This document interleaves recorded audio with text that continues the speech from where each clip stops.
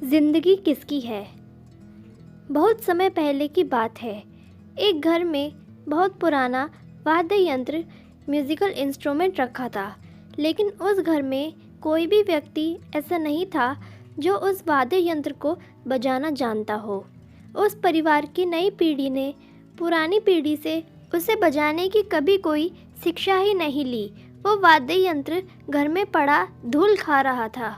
उस परिवार ने अपने रिश्तेदारों से पता किया, गांव वालों से पूछा, लेकिन सबने बताया कि उसे कोई बजाना नहीं जानता। वाद्य यंत्र घर में बेकार पड़ा था और जगह भी बहुत घेर रहा था। एक दिन उस परिवार ने फैसला करा कि जिस चीज़ को कोई बजाना ही नहीं जानता हो तो उसे घर में रखने का क्या फ़ायदा। उन्होंने उस वाद्य यंत्र को उठाया और घर के बाहर एक कोने में रख दिया। कुछ महीने बाद एक कबाड़ का व्यापारी उस गांव से गुजर रहा था और उसकी नज़र उस वाद्य यंत्र पर पड़ी। वो चुपके से गया और उसे बजाने लगा। उस वाद्य यंत्र से सुरों की बरसात सी होने लगी। उसका मधुर संगीत लोगों के कानों में पड़ने लगा तो देखते ही देखते वहाँ भीड़ जमा हो गई। हर कोई उसे सुनने के लिए अपने अपने घरों से बाहर निकलने लगे। वो व्यापारी संगीत में डूबकर उसे बजा रहा था और पूरा गांव उसे सुन रहा था। थोड़ी देर बाद उस व्यापारी ने संगीत बजाना बंद कर दिया।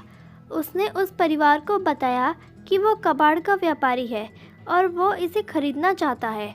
उस परिवार का मुखिया बोला कि यह उसके पुरखों की निशानी है। उनके दादा परदादा उस वाद्य यंत्र म्यूज़िकल इंस्ट्रूमेंट को बजाया करते थे। वो उसे नहीं बेच सकते। व्यापारी बोला, अगर यह आपको इतना ही प्यारा है तो फिर आपने इसे बाहर क्यों फेंका हुआ है?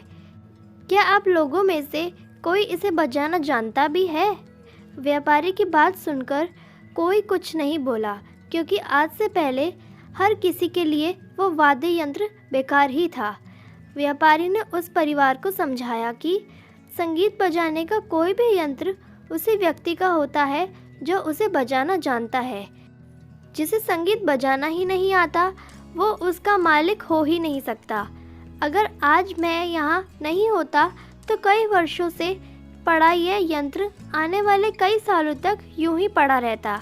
आप में से कोई भी इसके योग्य नहीं है और ना ही इस यंत्र के महत्व को समझता है।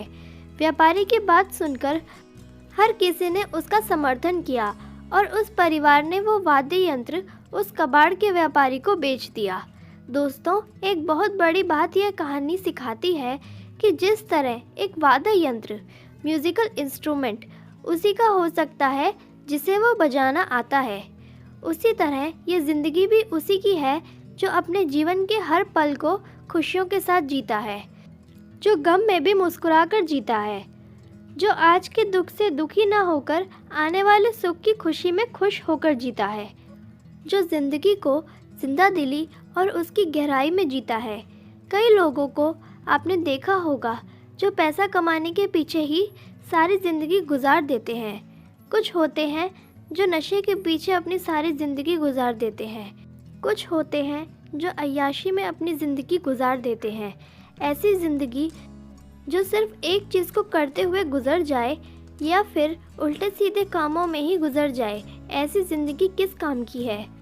ज़िंदगी को अपना करना है तो ज़िंदगी खुल के जियो, परेशानियों को भूल कर जियो, दुखों को झेल कर जियो, एक प्यारी सी मुस्कुराहट के साथ इस ज़िंदगी को खुश होकर जियो। इस कहानी पर आपकी क्या राय है कमेंट करके ज़रूर बताएं। वीडियो पसंद आया तो प्लीज़ लाइक करें, शेयर करें, सब्सक्राइब करें।